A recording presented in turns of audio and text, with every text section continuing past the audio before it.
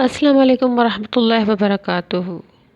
آج میں آپ کے لیے بہت ہی اچھی ویڈیو لے کر آئی ہوں، اس کو غور سے سنیے گا۔ جب کسی جوڑے کی اولاد نہ ہو رہی ہو تو وہ فوری طور پر ڈاکٹر سے رجوع کرتا ہے، جو دونوں کے میڈیکل ٹیسٹ کر کے دیکھتے ہیں کہ یہ طبی لحاظ سے بچہ پیدا کرنے کی اہلیت رکھتے بھی ہیں کہ نہیں۔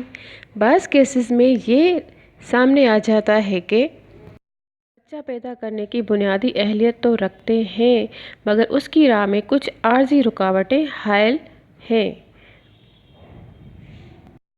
چنانچہ وہ علاج کے ذریعے ان رکاوٹوں کو دور کر دیتے ہیں اور یوں اس جوڑے کے ہاں بچے کی ولادت ہو جاتی ہے۔ بعض کیسز میں رپورٹس یہ بتاتی ہیں کہ بچہ پیدا کرنے کی صلاحیت بالکل بھی نہیں ہے، اور ظاہر ہے کہ اس کا مطلب یہ ہے کہ اس صلاحیت کے نہ ہونے کے سبب اس جوڑے کی فی الحال اولاد نہیں ہو سکتی۔ اسی طرح کے کیسز میں میڈیکل سائنس بالکل درست کہتی ہے، لیکن جو اگلی گزارش کرنے جا رہی ہوں اس پر آپ دوستوں سے غور کرنے کی درخواست ہے، کیونکہ یہ ویڈیو آپ کے لیے بہت اچھی ثابت ہو سکتی ہے۔ جن لوگوں کو اولاد نہیں ہے وہ اچھے طریقے سے غور سے سنیں اس ویڈیو کو اور بھرپور طریقے سے اس ویڈیو سے فائدہ اٹھائیں۔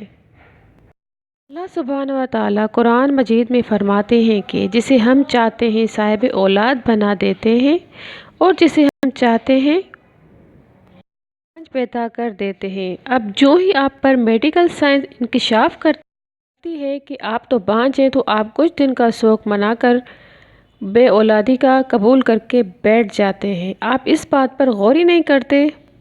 اللہ سبحانہ تعالیٰ نے قرآن مجید میں کچھ اور بھی فرمایا ہے۔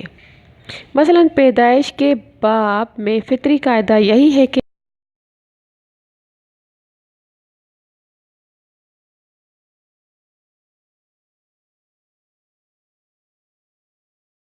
ماں اور باپ کے ملاپ سے وجود میں آتی ہے، لیکن اسی پیدائش والے باب میں ہم قدرت کے چار مظاہرے دیکھتے ہیں۔ یہ کہ حضرت آدم علیہ السلام کے وجود میں باپ کا کوئی کردار ہے اور نہ ہی ماں کا کردار ہے، وہ کسی کی اولاد نہیں ہے۔ اور حضرت حوا کی تخلیق میں مرد یعنی حضرت آدم علیہ السلام کا کردار تو ہے، لیکن عورت کا کوئی کردار نہیں ہے۔ حضرت عیسیٰ علیہ السلام کو اللہ تعالیٰ نے بغیر باپ کے پیدا کیا تھا۔ ان کی تخلیق میں عورت کا کردار تو ہے، لیکن باپ کا کردار کوئی نہیں۔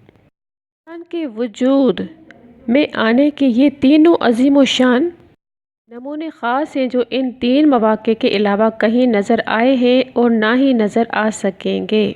لیکن انسان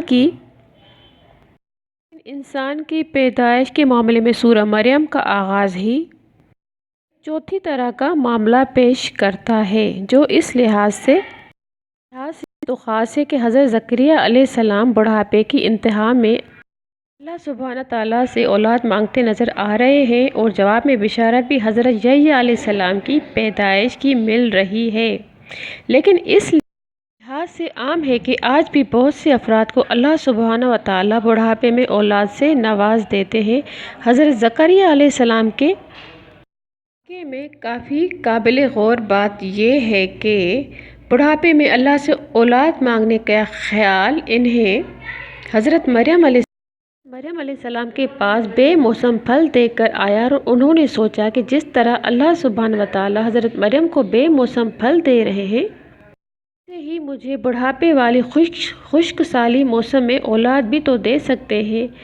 پھر کیا تھا، انہوں نے اپنے رب کے آگے دعا پیش کر دی، اور دعا بھی یوں کی کہ کوئی اور سن نہ سکے۔ اتنی عظیم دعا اور اتنی طاقتور دعا ہے۔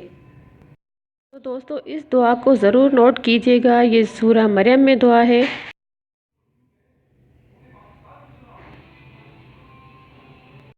ایسے منظر کے ساتھ گزارش یہ ہے کہ میڈیکل رپورٹس دیکھ کر ہمت مت ہارا کیجیے، بلکہ حضرت زکریا علیہ السلام سوچ کی طرح اللہ سے مانگنے کا اہتمام فرمایا کیجیے۔ ایمان کا کیسے؟ اور سوال یہ ہے بس کہ آپ کا اللہ پر ایمان و یقین کتنا پختہ ہے؟ حضرات کے ہاں 15 اور 20 سال بعد پہلی اولاد ہوتی ہے۔ یہ پختہ ایمان والے کیسز ہی تو ہیں۔ حاجات بہت کام کی چیز ہے، لیکن اس میں تھوڑا سا اہتمام کر لیا جائے تو اس کی قوت بہت بڑھ جاتی ہے۔ اہتمام یہ ہے کہ آپ رات کے پچھلے پہر غسل فرما کر تازہ کپڑے پہنیے، اچھی سے خوشبو لگائیے اور 4 رکعت صلاۃ حاجات پڑھیے۔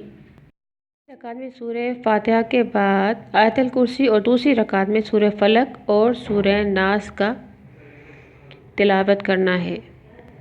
پھر کر اچھے طریقے سے تسبیحات، درود شریف اور استغفار اور درود شریف پڑھنے کے بعد رو رو کر گڑ گڑا کر اس طرح سے آپ نے دعا کرنی ہے اپنے حقیقی مالک سے مانگیے، جس طرح آپ بچپن میں اپنی ماں سے چمٹ کر کوئی چیز مانگا کرتے تھے اور تب تک نہیں چھوڑتے تھے جب تک وہ آپ کو دے نہ دیتی تھی۔ اللہ تعالیٰ فرماتے ہیں کہ میں اپنے بندے کے ساتھ اس کے گمان کے مطابق پیش آتا ہوں۔ تو دوستو اپنے رب سے اچھا گمان قائم رکھا کیجیے اور مایوس ہوا کیجیے۔ اگر آپ کی رپورٹس نیگیٹو آ جاتی ہیں تو اس سے صرف یہ ثابت ہوتا ہے کہ میڈیکل سائنس اس کیس میں فی الحال آپ کی کوئی مدد نہیں کر سکتی۔ اس خالصتاً اللہ کے دربار کا کیس ہے۔ آپ میڈیکل رپورٹس پر اللہ کے دربار کو بھی چھوڑ دیتے ہیں، کیوں؟ سائنس اللہ کی قدرت کی نفی تو نہیں۔ ایک بار مانگ کر تو دیکھیے وہ دعا جو عرش کو ہلا دے۔ تو ضرور دوستو اس دعا کو یقیناً پڑھیے گا۔ ویڈیو اچھی لگے تو لائک اینڈ سبسکرائب ضرور کیجیے گا اور آگے تک شیئر کیجیے گا تاکہ جتنے بھی بیچاری بے اولاد عورتیں ہیں ان کا بھلا ہو جائے۔ ایک قسم کا صدقہ جاریہ ہے۔ اپنے صدقہ جاریہ میں آپ شیئر ہو جائیں، سبسکرائب کریں اینڈ شیئر کریں، لائک کریں۔ اللہ حافظ۔